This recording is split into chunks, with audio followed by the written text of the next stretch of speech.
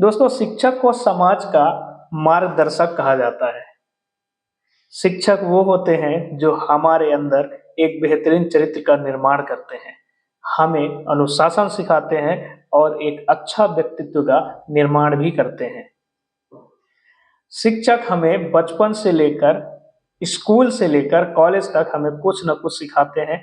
यह ज्ञान, यह शिक्षा केवल किताबों तक ही सीमित नहीं होती है, वो अपने रियल लाइफ एक्सपीरियंस भी शेयर करते हैं ताकि हमें इस काबिल बना सके कि हम हर रोज नित नई ऊंचाइयों को छू सके और अपने मंजिल को प्राप्त कर सके और अपने जीवन को सरलता से बिता सकें।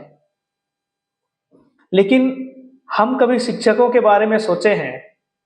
अगर हम अपने सरकार की तरफ देखें, अपने सरकार की तरफ आईना उठाकर खुद सरकार को दिखाने का प्रयत्न करें, तो आप पाएंगे कि हमारे जो शिक्षकों पर कितनी भारी लोड है। वो हमें पढ़ाने का काम के साथ-साथ 10 ऐसे काम भी करते हैं जो उन्हें नहीं करना चाहिए, जो उनके लिए बना ही नहीं है। शिक्षक जिन्हें केवल और केवल शिक्षा देने के लिए रखा जाना चाहिए, उनका काम, उनका उद्देश्य ही इतना होना चाहिए कि स्कूल कॉलेजेस में खाली वो बच्चों को शिक्षित करने का काम करें। उसके लिए सरकार ना जाने उन्हें कितने काम के लिए बोझ बना के रखा हुआ है उनके सिर पर। चुनाव के समय किसकी ड्यूटी लगती है? शिक्षकों की ड्यूटी लगती है। जनगणना के समय किसकी ड्यूटी लगती है? शिक्षकों की ड्यूटी लगा दी जाती है। सोचिए, एक साल में 365 दिन होते हैं। 365 दिन में अगर 52 सप्ताह के 52 रविवार घटा दिए जाए तो 313 दिन के आसपास बचते हैं। 313 दिन में इतनी सारी छुट्टियां आ जाती हैं, जैसे नवरात्रि की छुट्टी, दिवाली की छुट्टी, ठंडी छुट्टी, गर्मी छुट्टी, हमारे टाइम पे तो होती थी। इस तरह न जाने कितनी छुट्टी हो जाती है। इससे अगर हम 30-40 दिन और घटा दें तो गिन के 270-280 दिन स्कूल लगते हैं। 270-80 दिन शिक्षकों को, जो विद्यार्थी होता है, उन्हें पढ़ाना होता है, लेकिन उन्हीं 270-80 दिनों में उन्हें ऐसे काम दिए जाते हैं जो उनका स्कोप में ही नहीं होना चाहिए। मैं आज अखबार पढ़ रहा था, सुबह का अखबार पढ़ रहा था, दैनिक भास्कर छत्तीसगढ़ का। उसमें मैं देख रहा था कि हमारे जो शिक्षक हैं उन्हें 20 प्रकार के काम दिए गए हैं। उसमें एक काम ऐसा भी था कि भेड़ बकरियों की गिनती का भी काम दिया गया है। आजकल जो जानवरों में आधार कार्ड नंबर, आधार कार्ड का जो सिस्टम चला है, उसके लिए भी टीचरों को काम में लगा के रखा है। सोचिए कहां तक की नाइंसाफी है हमारे टीचरों के साथ।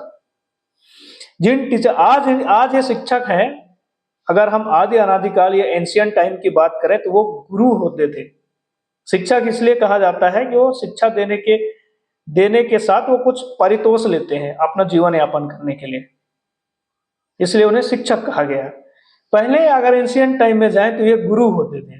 उनके लिए कितने सारे, देखिए, गुरुर् ब्रह्मा गुरुर्विष्णु गुरुर्देवो महेश्वरा गुरुर साक्षात परब्रह्म तस्मै श्री गुरुवे नमः।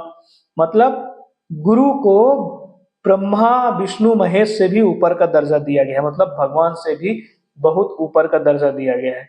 कबीरदास लिखते हैं कि गुरु गोविंद दो खड़े काके लागू पाए, बलिहारी गुरु आपनो गोविंदियो बताए। गुरु गोविंद दोनों खड़े, किसके पांव लगूं? गुरु के या गोविंद? गोविंद मतलब ईश्वर। गुरु आप ही हो जो ईश्वर तक पहुंचने का मार्ग बताए हो मुझे। आप ही हो जो गोविंद तक मिलने की, गोविंद से मिलने का मार्ग प्रशस्त किया है। इसलिए मेरे नजर में तो आप ही मेरे गुरु, मेरे गोविंद हो। जिन गुरुओं को दर्जा इतना, मतलब भगवान से बढ़कर दर्जा दिया गया, आज वो शिक्षक के रूप में उन्हें कहीं चुनाव में लगा दिया जाता है, कहीं जनगणना में लगा दिया जाता है, कहीं भेड़ बकरी गिनने में लगा दिया जाता है। कुछ भी नया काम आया शिक्षकों को थमा दे। तो हमारे जो गवर्नमेंट स्कूल्स हैं उनकी जो दयनीय स्थिति क्यों है, यही रीजन, एक रीजन ये भी हो सकता है। मैं ऐसा नहीं कह रहा हूं कि यही रीजन है, बट ये रीजन भी हो सकता है कि सारी छुट्टियों को हटाने के बाद जो 260, 270, 280 दिन बच रहे हैं, वो अगर पूरे दिन शिक्षक अपने विद्यार्थियों के लिए लगाए तो हमारे समाज में एक कुशल और नेतृत्व क्षमता करने वाली नई पीढ़ी निकल के आ सकती है। दोस्तों, मैं इस वीडियो के माध्यम से अपनी आवाज सरकार तक पहुंचाना चाहता हूं कि हमारे शिक्षकों के साथ इस तरह की नाइंसाफी कतई ना करें। उनके बारे में सोचे, उन्हें खाली शिक्षा से रिलेटेड चीजें ही दें। ऐसे काम में रखें कि खाली शिक्षा ही देना उनका काम रहे। फालतू का काम के लिए वो अलग डिपार्टमेंट बना सकते हैं या अलग से रिक्रूटमेंट कर सकते हैं। नगर पालिका विभाग को भी काम दिया जा सकता है, पंचायत को भी ये सब काम दिया जा सकता है। तो मैं अब सरकार से ये दलील करता हूँ, ये अपील करता हूँ कि हमारे शिक्षकों को, हमारे गुरुओं को खाली शिक्षा के लिए ही रखें, फालतू के काम ना दें। इसके बारे में आप सोचिए, कुछ नए नियम बनाइए, नए रणनीति तैयार कीजिए, चाहिए तो नया रिक्रूटमेंट कीजिए। दोस्तों, अगर आप इन शब्दों के साथ मुझे सपोर्ट करना चाहते हैं, आप मेरे साथ आकर सरकार से भी यही कहना चाहते हैं, तो आप कमेंट बॉक्स पर अपनी आवाज जरूर लिखिए और चैनल को लाइक और सब्सक्राइब करना मत भूलिएगा। चलिए मिलते हैं अगले वीडियो में, तब तक के लिए टाटा बाय बाय, नमस्कार।